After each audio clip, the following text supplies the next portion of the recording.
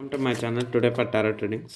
So ಇವತ್ತಿನ topic ಏನಂದರೆ two side ಲವರ್ಸ್ಗೆ ಮತ್ತು ಮ್ಯಾರೇಜಾಗಿ ಸಪ್ರೇಷನಾಗಿ ನೋ ಕಾಂಟ್ಯಾಕ್ಟ್ ಹೋಗಿರೋರಿಗೆ ನಿಮ್ಮ ಮನಸ್ಸಲ್ಲಿ ನೀವು ಪ್ರೀತಿ ಮಾಡ್ತಾರಂಥ ವ್ಯಕ್ತಿ ನಿಮ್ಮ ಮೇಲೆ ಅತಿಯಾಗಿ ಪ್ರೀತಿ ಇದ್ರೂ ಯಾಕೆ ಅವ್ರನಿಂದ ಏನು ಆನ್ಸರ್ಸ್ ಇಲ್ಲ, ರಿಪ್ಲೈ ಇಲ್ಲ, ಮತ್ತು ಕಮ್ಯುನಿಕೇಷನ್ ಇಲ್ಲ, ಮಾತಾಡ್ತಿಲ್ಲ, ಮತ್ತು ಅವ್ರ ಫೀಲಿಂಗ್ಸ್ ಏನು, ನಿಮ್ಮ ಬಗ್ಗೆ ಏನು ಆಲೋಚನೆ ಮಾಡ್ತಿದ್ದಾರೆ ಅಂತ ತಿಳ್ಕೊಳೋಣ ಈ ರೀಡಿಂಗಲ್ಲಿ. ನೋಡುವಂಥ ನನ್ನ ವ್ಯೂವರ್ಸ್ ಅವ್ರ ಮನಸ್ಸಲ್ಲಿರೋ ಪ್ರೀತಿಸ್ತಾರಂಥ ವ್ಯಕ್ತಿಯಿಂದ ಯಾಕೆ ಒಂದೇ ಒಂದು ಮೆಸೇಜು, ಕಮ್ಯುನಿಕೇಷನ್ನು, ಕಾಂಟ್ಯಾಕ್ಟ್ ಇಲ್ಲ, ಯಾಕೆ ಈ ರೀತಿ ಮಾಡ್ತಾಯಿದ್ದಾರೆ?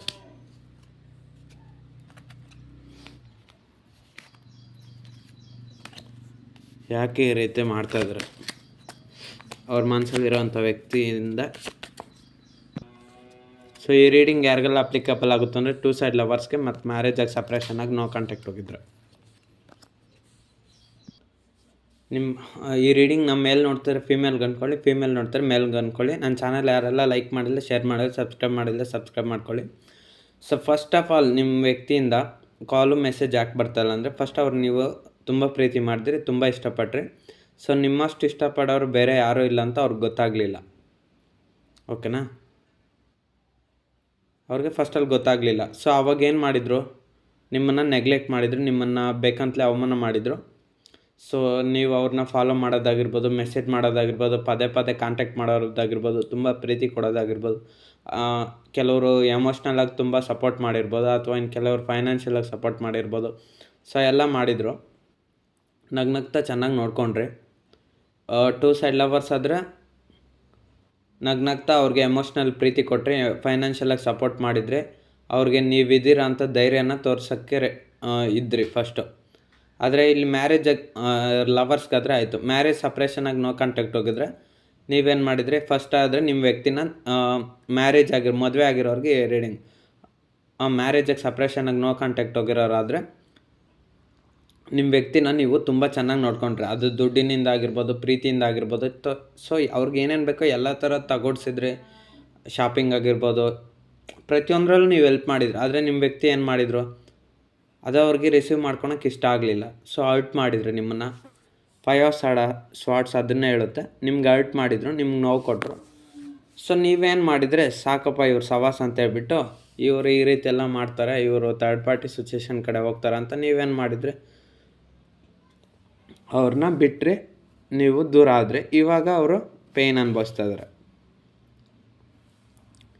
ಇವಾಗ ಅವರು ಕಂಪ್ಲೀಟಾಗಿ ಅರ್ಥ ಮಾಡ್ಕೊಂಡಿದ್ದಾರೆ ನೀವು ಅವ್ರ ಲೈಫಿಗೆ ಎಷ್ಟು ಮುಖ್ಯ. ನೀವಿಲ್ಲ ಅಂದರೆ ಅವ್ರ ಲೈಫು ಎಂಪ್ಟಿ ಆಗುತ್ತೆ ಅಂತ ನಿಮ್ಮ ವ್ಯಕ್ತಿ ಅರ್ಥ ಮಾಡ್ಕೊಂಡಿದ್ದಾರೆ. ಒಬ್ಬ ವ್ಯಕ್ತಿ ನಿಜವಾದ ಪ್ರೀತಿ ಸಿಕ್ಕಿದರೆ ಅದು ಒಂಥರ ಅದೃಷ್ಟ ಅಂತಲೇ ಹೇಳ್ಬೋದು. ಸೊ ಅಂಥ ಅದೃಷ್ಟನ ನಾನು ಕಳ್ಕೊಂಡೆ ಅಂತ ನಿಮ್ಮ ವ್ಯಕ್ತಿ ಫೀಲ್ ಆಗ್ತಾಯಿದ್ದಾರೆ. ಯಾಕಂದರೆ ಅವ್ರಿಗೆ ಅರ್ಥ ಆಗಿದೆ ನಿಮ್ಮ ವ್ಯಕ್ತಿ ಏನು ಸುಮ್ಮನೆ ಅಲ್ಲ. ಅವರು ಕೂಡ ಅಷ್ಟೇ ಬೇರೆ ಕಡೆ ಎಲ್ಲ ಪ್ರೀತಿ ಹುಡುಕಿ ಎಲ್ಲ ನೋಡಿಕೊಂಡಿದ್ದಾರೆ. ಸೊ ಆದರೆ ಅವ್ರಿಗೆ ಬೇರೆ ಯಾರ ಹತ್ರನೂ ನೀವು ಪ್ರೀತಿ ಮಾಡೋಷ್ಟು ಪ್ರೀತಿ, ನೀವು ತೋರಿಸೋವಂಥ ಕಾಳಜಿ, ನೀವು ಕೊಡೋವಂಥ ಗೌರವ, ನೀವು ಕೊಡೋವಂಥ ಮರ್ಯಾದೆ, ರೆಸ್ಪೆಕ್ಟು, ನೀವು ಮಾತಾಡಿಸಿದಂಥ ಒಂದು ಇಷ್ಟವಾದ ಮಾತುಗಳು, ನಿಮ್ಮ ಥರ ಚೆನ್ನಾಗಿ ನೋಡ್ಕೊಳೋವಂಥ ವ್ಯಕ್ತಿ, ನಿಮ್ಮ ಥರ ಅವ್ರು ಏನೇ ತಪ್ಪು ಮಾಡಿದ್ರು ಕ್ಷಮಿಸೋ ಅಂಥ ವ್ಯಕ್ತಿ ಬೇರೆ ಯಾರೂ ಸಿಗಲಿಲ್ಲ. ಸೊ ಅವರು ನಿಮ್ಮ ಮನಸ್ಸಲ್ಲಿ ಪ್ರೀತಿ ಮಾಡ್ತಾರೆ ಯಾರಿದ್ದಾರೆ ನೋಡಿ, ಆ ವ್ಯಕ್ತಿ ಎಲ್ಲ ಕಡೆ ರೌಂಡ್ ಹೊಡೆದಿದ್ದಾರೆ. ಪ್ಲೇಯರ್ ಎನರ್ಜಿ ಅಂತ ಹೇಳ್ಬೋದು ನಿಮ್ಮ ವ್ಯಕ್ತಿ.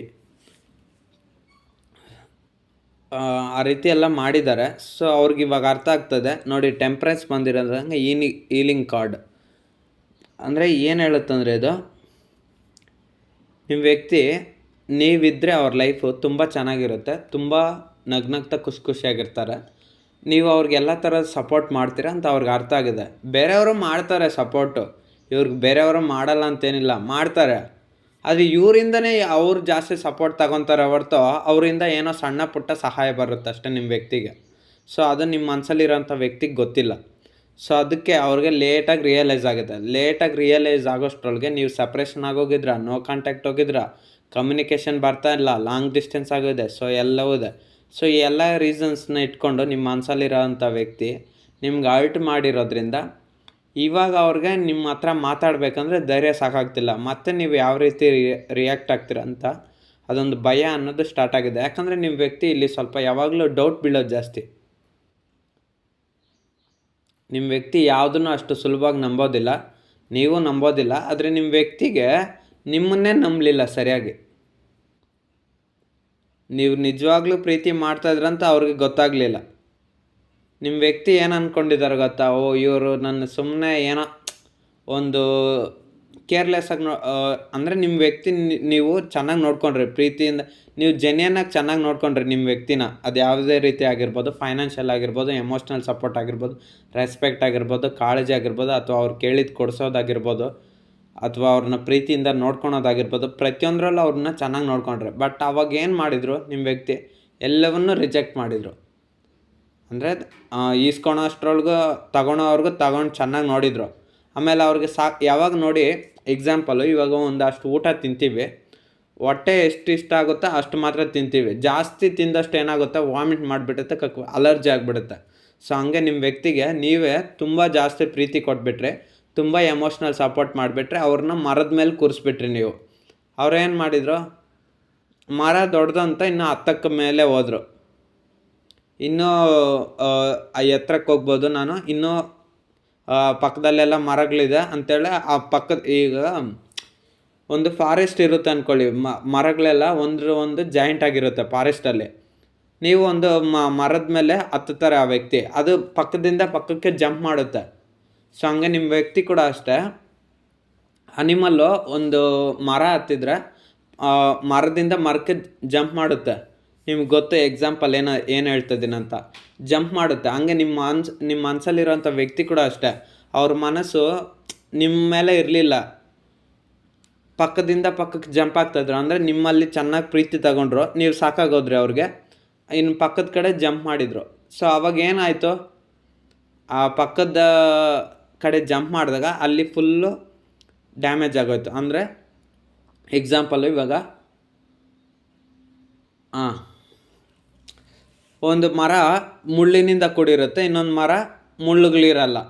ಸೊ ಆ ರೀತಿ ಒಂದು ಪ್ರಾಣಿ ಇರುತ್ತೆ ಅಂದ್ಕೊಳ್ಳಿ, ಅದು ಒಂದು ಮರದಲ್ಲಿ ಹತ್ತುತ್ತೆ ಅಂದ್ಕೊಳ್ಳಿ. ಮರ ಹತ್ತಿದ್ರೆ, ಇವಾಗ ಎಕ್ಸಾಂಪಲ್ ಸಪೋಸ್ ಚಿರತೆನ ಅಂದ್ಕೊಳ್ಳೋಣ, ಚಿರತೆ ಮರ ಹತ್ತುತ್ತೆ. ಒಂದು ಮಾವಿನ ಮರ ಹತ್ತಿದಾಗ ಆ ಮರದಲ್ಲಿ ಏನು ಇರೋದಿಲ್ಲ, ಒಂದು ಮುಳ್ಳಿನ ಮರ ಹತ್ತಿದಾಗ ಆ ಮರದಲ್ಲೆಲ್ಲ ಫುಲ್ಲು ಮುಳ್ಳುಗಳೇ ಇರುತ್ತೆ. ಮುಳ್ಳು ಹತ್ತಿದಾಗ ಮುಳ್ಳೆಲ್ಲ ಎದೆಗೆಲ್ಲ ಚುಚ್ಕೊಂಡು ಗಾಯ ಆಗುತ್ತೆ. ಹಂಗೆ ನಿಮ್ಮ ಮನಸ್ಸಲ್ಲಿರೋಂಥ ವ್ಯಕ್ತಿ ಕೂಡ ಅಷ್ಟೇ, ನಿಮ್ಮೊಂದು ನಿಜವಾದ ಪ್ರೀತಿನ ಅವರು ರಿಸೀವ್ ಮಾಡ್ಕೊಳ್ಲಿಲ್ಲ, ಬೇರೆಯವ್ರನ್ನ ರಿಸೀವ್ ಮಾಡ್ಕೊಳಕ್ಕೆ ಹೋದರು. ಬೇರೆಯವ್ರ ಕಡೆಯಿಂದ ಪ್ರೀತಿ ನೋಡೋದಾಗಿರ್ಬೋದು, ಬೇರೆಯವ್ರನಿಂದ ಅಫೆಕ್ಷನ್ ಮಾಡೋದಾಗಿರ್ಬೋದು, ಥರ್ಡ್ ಪಾರ್ಟಿಗಳಿಂದ ರೊಮ್ಯಾನ್ಸ್, ಸೊ ಈ ರೀತಿ ಎಲ್ಲ ಮಾಡೋಕ್ಕೆ ಹೋದರು.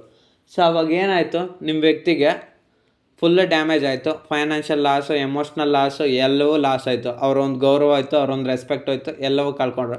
ಇವಾಗ ತೆಪ್ಪಗೆ ಬಿದ್ದಿದ್ದಾರೆ ನಿಮ್ಮ ವ್ಯಕ್ತಿ. ಸೊ ನಾನು ಈ ರೀತಿ ಹೇಳ್ಬಾರ್ದು, ಅಂದರೂ ಏನು ಪರವಾಗಿಲ್ಲ.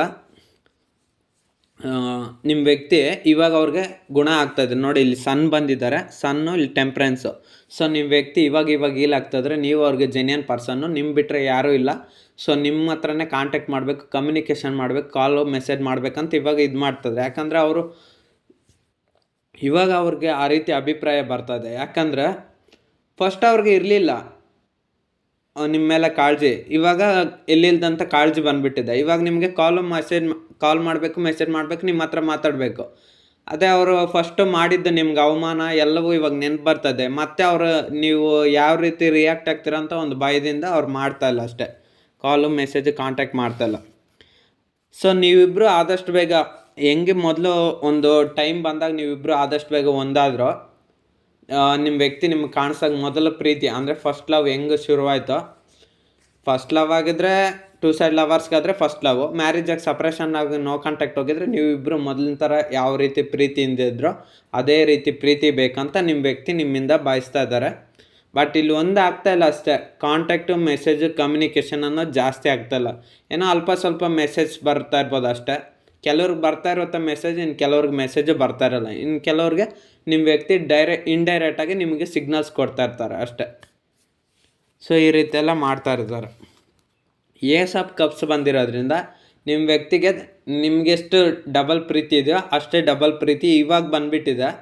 ಇವಾಗಲೇ ಎಲ್ಲ ಫಸ್ಟ್ನಿಂದನೂ ಇದೆ, ಬಟ್ ಆದರೆ ನಿಮ್ಮನ್ನು ಅವಾಗ ನೆಗ್ಲೆಕ್ಟ್ ಮಾಡಿದ್ರು, ಇವಾಗ ಬೇಕಾಗಿದೆ ಅಷ್ಟೆ. ಸ್ಟ್ರೆಂತ್, ನಿಮ್ಮ ವ್ಯಕ್ತಿಗೆ ಧೈರ್ಯ ಅನ್ನೋದು ಸಾಕಾಗ್ತಲ್ಲ.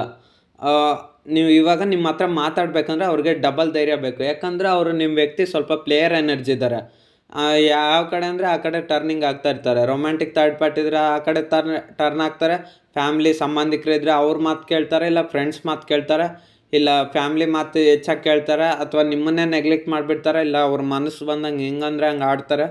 ಸೊ ಅದರಿಂದ ನಿಮ್ಮ ವ್ಯಕ್ತಿಗೆ ಧೈರ್ಯ ಅನ್ನೋದು ಸಾಕಾಗ್ತಲ್ಲ ನಿಮ್ಮ ಹತ್ರ ಕಮ್ಯುನಿಕೇಷನ್ ಮಾಡಬೇಕಂದ್ರೆ. ಯಾಕಂದ್ರೆ ನೀವು ತುಂಬ ಸ್ಟ್ರಿಕ್ಟ್ ಇದ್ದೀರಾ.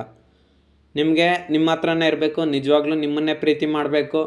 ನಿಮ್ಮ ಜೊತೆ ಇದ್ದರೆ ನೀವು ಎಂಥ ಕಷ್ಟಪಟ್ಟಾದರೂ ಅವ್ರನ್ನ ಚೆನ್ನಾಗಿ ನೋಡ್ಕೊತೀರ. ಎಷ್ಟೇ ಕಷ್ಟ ಬಂದರೂ ನೀವು ಅವ್ರನ್ನ ಚೆನ್ನಾಗಿ ನೋಡ್ಕೊತೀರ. ಆದರೆ ನಿಮ್ಮ ವ್ಯಕ್ತಿಗೇನೋ ಅದು ಇಷ್ಟ ಆಗಲ್ಲ. ಅವ್ರಿಗೆ ಎಲ್ಲ ಕಡೆನೂ ಒಂದು ರೌಂಡ್ ಹೊಡಿಬೇಕು. ಈಗ ಒಂದು ಊರಿದೆ ಎಕ್ಸಾಂಪಲ್ಲು. ಊರಾದರೆ ನಿಮ್ಮ ಮನೆ ಇರುತ್ತೆ. ನಿಮ್ಮ ಮನೆಯಲ್ಲೇ ನೀವು ಯಾವಾಗಲೂ ಕೂತ್ಕೊಂಡಿರ್ತೀರ ಇಲ್ವಲ್ಲ. ಹೋಗಿ ಊರೆಲ್ಲ ಒಂದು ರೌಂಡ್ ಬೈಕ್ ತೊಗೊಂಡು ಊರೆಲ್ಲ ಒಂದು ರೌಂಡ್ ಹಾಕ್ಕೊಂಬರ್ತೀರ. ಇಲ್ಲ ಸಿಟಿಗೋ ಎಲ್ಲಾದರೂ ಹೋಗಿ ರೌಂಡಿಂಗು, ವೊಕೇಶನ್ನು, ಟ್ರಿಪ್ಪು ಎಲ್ಲ ತಿರುಗ್ಲಾಡ್ಕೊಂಬರ್ತೀರ ಬೈಕ್ ಇದ್ರೆ. ಹಂಗೆ ನಿಮ್ಮ ವ್ಯಕ್ತಿ ಕೂಡ ಅಷ್ಟೇ. ನಿಮ್ಮೊಂದು ನಿಜವಾದ ಪ್ರೀತಿ ಎಷ್ಟೇ ಚೆನ್ನಾಗಿದ್ರೂ ಅವ್ರಿಗೆ ಸ್ವಲ್ಪ ಬೇರೆಯವ್ರ ಮಾತುಗಳು ಕೇಳಿ, ಬೇರೆಯವ್ರ ಇನ್ಫ್ಲುಯೆನ್ಸ್ ಆಗಿ ಸೊ ಎಲ್ಲ ಮಾಡಿ ನಿಮ್ಮನ್ನು ನೆಗ್ಲೆಕ್ಟ್ ಮಾಡಿದರೆ, ಸೊ ಅದರಿಂದ ನಿಮ್ಮ ಜೊತೆ ಇವಾಗ ಮಾತಾಡಬೇಕಂದ್ರೆ ಸ್ವಲ್ಪ ಧೈರ್ಯ ಕಮ್ಮಿ. 10 ಆಫ್ ವಾಂಡ್ಸ್ ಬಂದಿರೋದ್ರಿಂದ ನಿಮ್ಗೆ ಯಾವ ರೀತಿ ಅವ್ರು ಕಷ್ಟ ಕೊಟ್ಟರು, ಯಾವ ರೀತಿ ನೋವು ಕೊಟ್ಟರು, ನೀವು ಎಷ್ಟು ಅವ್ರ ಹಿಂದೆ ಹೋದ್ರು, ಫಾಲೋ ಮಾಡಿದ್ರು, ಕಾಂಟ್ಯಾಕ್ಟ್ ಮಾಡ್ತಿದ್ರು, ಮೆಸೇಜ್ ಮಾಡ್ತಿದ್ರು, ನೀವು ಅವ್ರನ್ನ ಎಷ್ಟೇ ಪ್ರೀತಿ ಮಾಡ್ತಿದ್ರು, ಎಷ್ಟೇ ಇಷ್ಟಪಟ್ಟರು, ನಿಮ್ಮನ್ನು ಯಾವ ರೀತಿ ಅವರು ನೆಗ್ಲೆಕ್ಟ್ ಮಾಡಿ ಹೋದ್ರು, ಇವಾಗ ಅವ್ರು ಅಷ್ಟೇ ನೋವು ಅನುಭವಿಸ್ತಾಯಿದ್ರು ಒಂಟಿಯಾಗಿ. ಅವ್ರು ಕೂಡ ಅಷ್ಟೇ ಕಷ್ಟ ಅನುಭವಿಸ್ತಾಯಿದ್ರು. ಇವಾಗ ಅವರು ಮಾಡಲಿ ನೋಡೋಣ. ನಿಮ್ಮ ಮನಸ್ಸಲ್ಲಿರೋಂಥ ವ್ಯಕ್ತಿ ಮಾಡಲಿ. ದುಡ್ಡು ಎಷ್ಟೊತ್ತಿರುತ್ತೆ, ದುಡ್ಡನ್ನು ಯಾರು ಬೇಕಾದ್ರೂ ಸಂಪಾದನೆ ಮಾಡ್ತಾರೆ. ನೀವು ಕೂಡ ಸಂಪಾದನೆ ಮಾಡ್ತೀರ. ನಿಮ್ಮ ವ್ಯಕ್ತಿ ನಿಮ್ಗೆ ಇವಾಗ ನಿಮ್ಮ ವ್ಯಕ್ತಿ ಅವ್ರ ಹತ್ರ ದುಡ್ಡಿದೆ ಅಂತ ನೀವು ಅವ್ರನ್ನ ಪ್ರೀತಿ ಮಾಡ್ತಲ್ಲ, ನಿಜವಾಗ್ಲೂ ಮನಸ್ಸಿನಿಂದ ಪ್ರೀತಿ ಮಾಡ್ತಾಯಿದ್ರು ಅಷ್ಟೇ. ಫೈನಾನ್ಷಿಯಲಾಗಿ ಪ್ರೀತಿ ಮಾಡೋರು ಯಾವತ್ತೂ ನಿಜವಾಗ್ಲೂ ಪ್ರೀತಿ ಮಾಡಲ್ಲ. ಸೊ ಆದರೆ ನಿಮ್ಮ ವ್ಯಕ್ತಿ ಇರೋದು ಪ್ರಾಕ್ಟಿಕಲ್ಲಾಗಿ, ಯಾವಾಗಲೂ ಮನಿ, ಫೈನಾನ್ಷಿಯಲು, ಸೊ ಎಲ್ಲ ಆ ರೀತಿ ಇರೋ ಕ್ಯಾರೆಕ್ಟರ್ ನಿಮ್ಮ ಪರ್ಸನ್ನು. ಸೊ ಇವಾಗ ಅವ್ರಿಗೆ ಅರ್ಥ ಆಗ್ತದೆ. ಪ್ರಾಕ್ಟಿಕಲ್ ಪರ್ಸನ್, ನಿಮ್ಮ ಪರ್ಸನ್ ತುಂಬ ಪ್ರಾಕ್ಟಿಕಲ್ಲು, ಮೆಟೀರಿಯಲಿಸ್ಟಿಕ್ಕು. ನೀವು ಹಂಗಲ್ಲ. ನೀವು ಯಾವುದನ್ನು ಬೇಕಾದ್ರೂ ಬಿಟ್ಕೊಡ್ತೀರ ನಿಮ್ಮ ವ್ಯಕ್ತಿಗೆ. ಫೈನಾನ್ಷಿಯಲ್ಲು ಬಿಟ್ಕೊಡ್ತೀರ. ಇಲ್ಲಿ ಕೆಲವರು ಕೆಲಸ ಕೂಡ ಕಳ್ಕೊಂಡಿದ್ದೀರ ನಿಮ್ಮ ವ್ಯಕ್ತಿಗೋಸ್ಕರ. ಕೆಲಸ ಕಳ್ಕೊಂಡಿರ, ದುಡ್ಡನ್ನು ಕಳ್ಕೊಂಡಿದ್ರ, ನಿಮ್ಮ ಜೀವನದಲ್ಲಿ ನೆಮ್ಮದಿ ಕಳ್ಕೊಂಡಿದ್ರ, ಸಂತೋಷ ಇಲ್ಲ, ಹ್ಯಾಪಿನೆಸ್ ಇಲ್ಲ, ನಿಮ್ಮ ಲೈಫೇ ಸ್ಮೈಲ್ ಮಾಡ್ಕೊಂಡಿದ್ರ ಅಂತ ಹೇಳ್ಬೋದು. ಸೊ ಅದೇ ಕರ್ಮ ಇವಾಗ ಅವ್ರಿಗೆ ರಿಟರ್ನ್ ಆಗಿದೆ. 10 ಆಫ್ ವಾಂಡ್ಸ್ ಬಂದಿರೋದ್ರಿಂದ ಅವ್ರು ಅಷ್ಟೇ ನೋವು ಪಡ್ತಾಯಿದ್ರೆ, ಅಷ್ಟೇ ಕಷ್ಟಪಡ್ತಾಯಿದ್ರೆ ನಿಮ್ಮ ವ್ಯಕ್ತಿ. ಪೇಜ್ ಆಫ್ ಕಪ್ಸ್ ಇಷ್ಟೆಲ್ಲ ಆದಮೇಲೆ ಅವ್ರಿಗೆ ಸುಮ್ಮನೆ ಇರ್ತಾರ. ಇವಾಗ ನಿಮ್ಮ ಮೇಲೆ ತುಂಬ ಪ್ರೀತಿ ಜಾಸ್ತಿ ಉಕ್ಕಿ ಹರಿತದೆ. ಸೊ ಅದನ್ನು ನಿಮ್ಗೆ ಎಕ್ಸ್ಪ್ರೆಸ್ ಮಾಡಬೇಕು. ಇಲ್ಲಿ ಕೆಲವ್ರು ಪ್ರಪೋಸ್ ಮಾಡಿರ್ತಾರೆ, ಇನ್ನು ಕೆಲವ್ರು ಪ್ರಪೋಸ್ ಮಾಡಿರಲ್ಲ. 2 ಸೈಡ್ ಲವರ್ಸ್ ಆದರೆ ಆ ವ್ಯಕ್ತಿ ನಿಮ್ಮ ಹತ್ರ ಮಾತಾಡಬೇಕು, ಬಂದು ಸೊ ಅದು ಕೂಡ ಸ್ಟಾರ್ಟಿಂಗೇ ಇದೆ. ಇವಾಗ ರಿಯಲೈಸ್ ಆಗ್ತಾಯಿದ್ರೆ ಹೊರತು ಇನ್ನೂ ಏನು ಕಮ್ಯುನಿಕೇಷನ್ ಬಂದುಬಿಡೋ ಥರ ಇಲ್ಲ ನಿಮ್ಮ ವ್ಯಕ್ತಿ. ರಿಯಲೈಸ್ ಆಗ್ತಾಯಿದ್ದಾರೆ. ಇನ್ನು ಮ್ಯಾರೇಜಿಗೆ ಸಪ್ರೇಷನಾಗಿ ನೋ ಕಾಂಟ್ಯಾಕ್ಟ್ ಹೋಗಿದ್ರೆ ಅಷ್ಟೇ, ಆದಷ್ಟು ಬೇಗ ಬಂದು ನಿಮ್ಮ ಹತ್ರ ಇರಬೇಕು, ರಿಯೂನಿಯನ್ ಆಗಬೇಕು, ನಿಮ್ಮ ಜೊತೆ ಬಾಳಿ ಬದುಕಬೇಕು ಲೈಫ್ ಲಾಂಗ್ ಅಂತ ನಿಮ್ಮ ವ್ಯಕ್ತಿ ಯೋಚನೆ. ಇವಾಗ ಥಾಟ್ಸ್ ಅವ್ರಿಗೆ ಬರ್ತಾಯಿದೆ. ಏರೋ ಪಾಯಿಂಟ್ ಬಂದಿರೋದ್ರಿಂದ ಇವಾಗ ಅವ್ರಿಗೆ ಗೊತ್ತಾಗ್ಬಿಟ್ಟಿದೆ, ಮದುವೆ ಆದರೆ ನಿಮ್ಮನ್ನೇ ಮದುವೆ ಆಗಬೇಕು 2 ಸೈಡ್ ಲವರ್ಸ್ ಆದರೆ. ಇನ್ನು ಮ್ಯಾರೇಜಾಗಿ ಸಪ್ರೇಷನಾಗಿ ನೋ ಕಾಂಟ್ಯಾಕ್ಟ್ ಹೋಗಿದ್ರೆ ಮದುವೆ ಆಗಿದ್ರೆ ಆಲ್ರೆಡಿ. ಮ್ಯಾರೇಜಾಗಿ ಸಪ್ರೇಷನಾಗಿ ನೋ ಕಾಂಟ್ಯಾಕ್ಟ್ ಹೋಗಿದ್ರೆ ಮದುವೆ ಆಗಿದ್ದಿಲ್ಲ ನಿಮ್ಮ ಜೊತೆನ. ಸೊ ನಿಮ್ಮ ಜೊತೆನೇ ಬಾಳಿ ಬದುಕಬೇಕು, ಇನ್ನು ಯಾರು ಬೇಡ. ಅವೆಲ್ಲ ಸುಮ್ಮನೆ ಅಂದರೆ ವೇಸ್ಟು. ಬೇರೆಯವ್ರ ಮಾತು ಕೆಟ್ಕೊಳೋದು, ನಿಮ್ಮನ್ನು ಜಗಳ ಮಾಡೋದು, ಸೊ ಈ ಥರ ಎಲ್ಲ ನೀವು ಪ್ರೀತಿಸೋಂಥ ವ್ಯಕ್ತಿ ನಿಮ್ಮ ಮೇಲೆ ಆರೋಪಗಳು ಈ ರೀತಿಯೆಲ್ಲ ಮಾಡಿ ನಿಮ್ಮನ್ನು ಅವಮಾನ ಮಾಡಿರೋದ್ರಿಂದ ಸೊ ಆ ರೀತಿ ಮಾಡೋದು ಬೇಡ. ಇವಾಗ ನನ್ನ ವ್ಯಕ್ತಿನೇ ನನಗೆ ಬೇಕು ಅಂತ ಇವಾಗ ತೀರ್ಮಾನ ಮಾಡ್ತಾಯಿದ್ರು. 4 ಆಫ್ ಕಪ್ಸ್ ನಿಮ್ಮನ್ನು ತುಂಬ ಮಿಸ್ ಮಾಡ್ಕೊತಿದ್ರೆ ನಿಮ್ಮ ವ್ಯಕ್ತಿ. ಸೊ ಅದನ್ನು ಹೇಳ್ಬೇಕಂತ ಇದ್ದಾರೆ. ಅಂದರೆ ನಿಮ್ಮೊಂದು ಫೀಲಿಂಗ್ಸು, ನಿಮ್ಮೊಂದು ಪ್ರೀತಿ ಅವ್ರಿಗೆ ಸಿಗ್ತಾಯಿಲ್ಲ. ಯಾಕಂದರೆ ನೀವು ಅವರು ಇಬ್ಬರು ಸಪ್ರೇಷನ್ನು ನೋ ಕಾಂಟ್ಯಾಕ್ಟ್ ಹೋಗಿದ್ರ. ಒಬ್ಬ ವ್ಯಕ್ತಿಗೆ ಬೇಕಾಗಿರೋದು ನಿಜವಾಗ್ಲೂ ಪ್ರೀತಿ ಅಷ್ಟೇ. ಈಗ ಅಮ್ಮ ಇರ್ತಾರೆ, ಮಗಳು ಅಥವಾ ಮಗ ಇರ್ತಾರೆ. ನಿಮ್ಮನ್ನು ಯಾರಾದರೂ ಪ್ರೀತಿಯಿಂದ ನೋಡ್ಕೊತಾರೆ ಅಂದರೆ ಅದು ನಿಮ್ಮ ಒಂದು ತಾಯಿ ಅಥವಾ ತಂದೆ. ಇಲ್ಲಿ ಕೆಲವ್ರಿಗೆ ತಂದೆ ಇರ್ತಾರೆ, ತಾಯಿ ಇರ್ತಾರೆ. ಇನ್ನು ಕೆಲವರು ಸಿಂಗಲ್ ಪೇರೆಂಟ್ ಇರ್ತಾರೆ, ನೋಡ್ಕೊಳ್ಳಿ. ಸಿಂಗಲ್ ಪೇರೆಂಟ್ ಇರ್ತಾರೆ, ಇಲ್ಲ ಡಬಲ್ಲು ಇರ್ತಾರೆ. ಡಬಲ್ ಪೇರೆಂಟ್ಸ್ ಅಂದರೆ ಅದೇ ತಂದೆ ತಾಯಿ ಅಂದರೆ ಇಬ್ಬರು. ಸಿಂಗಲ್ ಪೇರೆಂಟ್ ಅಂದರೆ ತಾಯಿ ಅಥವಾ ತಂದೆ ಯಾರಾದರೂ ಒಬ್ರು ಇರ್ತಾರೆ ನಿಮಗೆ. ಸೊ ಅದಕ್ಕೆ ಅವ್ರು ಮಾತ್ರ ನಿಮ್ಮನ್ನು ಚೆನ್ನಾಗಿ ನೋಡ್ಕೊತಾರೆ. ಹಂಗೆ ನಿಮ್ಮ ವ್ಯಕ್ತಿನೂ ಅಷ್ಟೇ. ನಿಮ್ಮ ಮನಸ್ಸಲ್ಲಿರೋಂಥ ವ್ಯಕ್ತಿನ ನೀವು ಮಾತ್ರ ಚೆನ್ನಾಗಿ ನೋಡ್ಕೊಳಕ್ಕೆ ಸಾಧ್ಯ ಆಗ್ತಾಯಿರೋದು. ನಿಮ್ಮಷ್ಟು ಪ್ರೀತಿ ಅವ್ರಿಗೆ ಇನ್ಯಾರು ಕೊಡೋಕ್ಕಾಗ್ತಾಯಿಲ್ಲ. ಸೊ ಅದರಿಂದ ಅವರು ನಿಮ್ಮನ್ನು ಮಿಸ್ ಮಾಡ್ಕೊತಾ ಇದ್ದಾರೆ. 4 ಆಫ್ ಕಪ್ಸ್, ನಿಮ್ಮಷ್ಟು ಪ್ರೀತಿ ಅವ್ರಿಗಿನ್ನ ಯಾರೂ ಕೊಟ್ಟಿಲ್ಲ. ಸೊ ಅದರಿಂದ ನಿಮ್ಮ ಥರ ಯಾರೂ ಅವ್ರನ್ನ ಪ್ರೀತಿಸೋಕ್ಕಾಗಲ್ಲ ಅಂತ ಇವಾಗ ನೆನ್ಪು ಮಾಡ್ಕೊತಾರೆ. ನೈಟ್ ಆಫ್ ವಾಂಡ್ಸ್, ಇವಾಗೇ ಬಂದುಬಿಡ್ಬೇಕು ಅನ್ಕೊತಾರೆ ನಿಮ್ಮ ಹತ್ರ, ಆದರೆ ಬರ್ತಾಯಿಲ್ಲ. ಸೊ ನಿಮ್ಮ ಮೇಲೇ ಎಲ್ಲ ಧ್ಯಾನ ಇದೆ. ಸೊ ನಿಮ್ಮನ್ನು ಎಷ್ಟು ಪ್ರೀತಿ ಮಾಡ್ತಾರಂದರೆ ಅವರು ಬಾಯಲ್ಲಿ ಅದನ್ನು ಎಕ್ಸ್ಪ್ರೆಸ್ ಮಾಡ್ತಿಲ್ಲ, ಅದನ್ನು ತೋರಿಸ್ಕೊಳ್ತಿಲ್ಲ ಅಷ್ಟೇ. ಇನ್ನು ಮನಸ್ಸಲ್ಲಿ ಮಾತ್ರ ಫುಲ್ಲು ಡೀಪ್ ಲವ್ ಇದೆ. ಸ್ವಲ್ಪ ಆ್ಯಟಿಟ್ಯೂಡ್ ಕೂಡ ಇದೆ, ಅದನ್ನೇ ಅಷ್ಟು ಬೇಗ ಹೇಳೋದಿಲ್ಲ. ನಂದೇ ನಡಿಬೇಕು, ನೀನು ಹೇಳ್ದಂಗೆ ನೀನು ಯಾರು, ನೀನು ಒಂದು ಇದು, ನಿನ್ನ ಆಟಗಳೆಲ್ಲ ನನ್ನ ಹತ್ರ ನಡೆಯಲ್ಲ ಅಂತ ನಿಮ್ಮ ವ್ಯಕ್ತಿ ಸ್ವಲ್ಪ ಆವಾಜ್ ಹಾಕೋದು ಜಾಸ್ತಿ ಅನಿಸುತ್ತೆ. ಎಂಪೈರರ್ ಬಂದಿರೋದ್ರಿಂದ ಚಕ್ರವರ್ತಿ, ಇವಾಗ ಒಬ್ಬ ಕಿಂಗ್ ಮೈಂಡ್ಸೆಟ್ ಹೆಂಗಿರುತ್ತಂದರೆ ರಾಜ ಆದಂಥವನು. ಸೊ ಅವ್ರ ಮಾತನ್ನೇ ಕೇಳಬೇಕು. ರಾಜ ಅಥವಾ ರಾಣಿ ಯಾರೇ ಆಗಿರ್ಬೋದು, ನೀವು ಅವ್ರು ಹೇಳ್ದಂಗೆ ಕೇಳಬೇಕು. ಅವ್ರು ಹೇಳ್ದಂಗೆ ನೀವು ಕೇಳಿಲ್ಲ ಅಂದೆ ಸೊ ನಿಮ್ಮ ಕತೆ ಅಷ್ಟೇ. ಹಂಗೆ ನಿಮ್ಮ ವ್ಯಕ್ತಿ ಕೂಡ ಅಷ್ಟೇ, ಸ್ವಲ್ಪ ಆ್ಯಟಿಟ್ಯೂಡು ಜಾಸ್ತಿ ಇದೆ. 7 ಆಫ್ ವಾಂಡ್ಸ್, ಇವಾಗ ಅವ್ರಿಗೇನು ಕೆಲಸನೂ ಫೋಕಸ್ ಮಾಡೋಕ್ಕಾಗ್ತಿಲ್ಲ, ಧ್ಯಾನ ಎಲ್ಲ ನಿಮ್ಮ ಮೇಲೇನೇ ಇದೆ. ಸೊ ಕಾಂಟ್ಯಾಕ್ಟ್ ಕಮ್ಯುನಿಕೇಷನ್ ಮೆಸೇಜ್ ಎಲ್ಲ ಮಾಡ್ಬೇಕು ಅನ್ಕೊತಾರೆ. ಬಟ್ ಇವ್ರು ಮಾಡಿದಂಥ ತಪ್ಪಿನಿಂದನೇ ಸ್ವಲ್ಪ ಮತ್ತು ಥರ್ಡ್ ಪಾರ್ಟಿ ಸಿಚುಯೇಷನ್ ಕಡೆ ಇದ್ದಾರಲ್ಲ, ಸೊ ಅದು ರೀಸನ್ ಇದೆ, ಮಾಡ್ತಲ್ಲ ಅದಕ್ಕೆ ಕಾಲ್ ಮೆಸೇಜ್. ಇವಾಗ ತುಂಬ ಓವರ್ ಥಿಂಕಿಂಗ್ ಮಾಡ್ತಾಯಿದ್ರೆ ಆದಷ್ಟು ಬೇಗ ನಿಮ್ಮ ಹತ್ರ ಬರ್ಬೇಕು ಅನ್ಕೊತಿದ್ರೆ. ಏಜು, ಕ್ಯಾಸ್ಟ್, ಕಲ್ಚರು ತುಂಬ ಅದ್ರ ಡಿಫ್ರೆನ್ಸ್ ಇದೆ. ಸೊ ಅದ್ರ ಬಗ್ಗೆನೂ ಯೋಚನೆ ಮಾಡ್ತಾಯಿದ್ದಾರೆ. ಸೊ ಏನೇ ಯಾಕೆ ವರ್ಕಲ್ಲಿ ಬ್ಯುಸಿ ಇದ್ದರೆ ನಿಮ್ಮ ಬಗ್ಗೆ ಯೋಚನೆ ಮಾಡ್ತಾಯಿದ್ದಾರೆ. ಕ್ವೀನ್ ಆಫ್ ವಾಂಡ್ಸು, ಸ್ವಲ್ಪ ನೆಗೆಟಿವ್ ಎನರ್ಜಿ ಕೂಡ ಇದೆ, ಹೋಗ್ಲಾ ಬೇಡವಾ ಅಂತ. ವೀಲ್ ಆಫ್ ಫಾರ್ಚೂನ್, ಒಂದು ಒಳ್ಳೆ ಸಮಯಕ್ಕಾಗಿ ಕಾಯ್ತಾಯಿದ್ದಾರೆ ನಿಮ್ಮ ವ್ಯಕ್ತಿ. ಯಾವಾಗ ನಾವಿಬ್ಬರು ಯೂನಿಯನ್ ಆಗ್ತಿರುವೆ ಮತ್ತೆ ಒಂದಾಗ್ತೀವಿ ಅಂತ ಒಂದು ಒಳ್ಳೆ ಸಮಯಕ್ಕೋಸ್ಕರ ಕಾಯ್ತಾಯಿದ್ದಾರೆ. ರೈಟ್ ಟೈಮ್ ಬಂದಾಗ ಪಕ್ಕ ನಿಮ್ಮ ವ್ಯಕ್ತಿ ನೀವು ಒಂದಾಗ್ತೀರ. ದ ಮೂನ್, ತುಂಬ ಅಳ್ತಾ ಇದ್ದಾರೆ, ತುಂಬ ಎಮೋಷ್ನಲ್ ಆಗ್ತಾಯಿದ್ದಾರೆ. ಅವ್ರ ಮನ್ಸನ್ನು ತುಂಬ ನೀವೇ ಇದ್ದೀರಾ. ಇವಾಗ ಅವ್ರ ಲೈಫ್ ತುಂಬ ಕಷ್ಟ ಆಗಿದೆ ನಿಮ್ಮನ್ನು ಅವಾಯ್ಡ್ ಮಾಡಿರೋದ್ರಿಂದ. ಸೊ ನೀವಿದ್ರೇ ಅವ್ರ ಲೈಫು ಫುಲ್ಲು ಹ್ಯಾಪಿಯಾಗಿರುತ್ತೆ, ಫುಲ್ಲು ಸೆಲೆಬ್ರೇಷನ್ ಆಗಿರುತ್ತೆ. ನೀವಿಲ್ಲಾಂದ್ರೆ ಅವ್ರ ಲೈಫೇ ಇರೋದೇ ಇಲ್ಲ. ಸೊ ಅದನ್ನು ಹೇಳುತ್ತೆ 10 ಆಫ್ ಕಪ್ಸ್. ಯಾವಾಗಲೂ ನಿಮ್ಮ ಮೇಲೆ ಒಂದು ಕಣ್ಣಿಟ್ಟಿರ್ತಾರೆ. 3 of cups, third party situation ಕಡೆ ಹೋಗಿ ನಿಮ್ಮೊಂದು ನಿಜವಾದ ಪ್ರೀತಿನ ಕಳ್ಕೊಂಡೆ ಅಂತ ಹೇಳ್ತಾ ಇದ್ದಾರೆ. ಸೊ ಅಷ್ಟೇ. ಏಂಜಲ್ ಗೈಡೆನ್ಸ್ ಏನು ಬರುತ್ತೆ ನೋಡೋಣ.